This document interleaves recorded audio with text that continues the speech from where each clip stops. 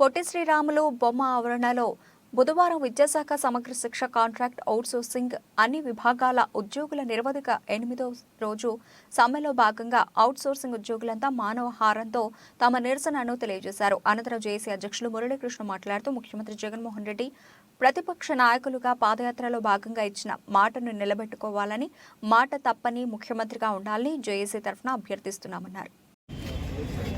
నా పేరు P తవిట్నాయుడు sir. Srikakulam జిల్లా ఎస్ఎస్ఏ జనరల్ సెక్రటరీ సార్.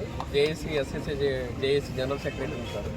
మేము గత 8 రోజులుగా ఈ సమగ్ర శిక్షలో ఉండేటటువంటి అన్ని కేటగిరీ ఉద్యోగుల్ని రెగ్యులర్ చేయాలని, అలాగే సమాన పనికి సమాన వేతనం అమలు చేయాలని, హెచ్ఆర్ పాలసీ అమలు చేయాలని, ఎంటీఎస్ కల్పించాలని తదితర న్యాయమైనటువంటి డిమాండ్లు సాధన కోసం మేము రాష్ట్ర ప్రభుత్వానికి ఇదివరకే తెలియజేసి మేము సబ్మిట్ చేయడం జరుగుతుంది సార్.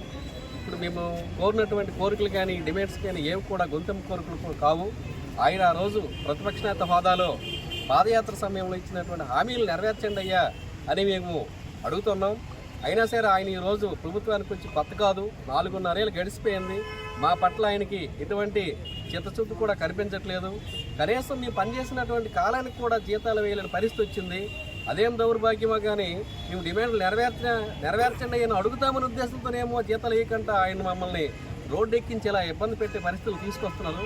కాబట్టి ఇప్పటికైనా జగన్మోహన్ రెడ్డి గారు మీరు పాదయాత్రలు ఇచ్చినటువంటి హామీలు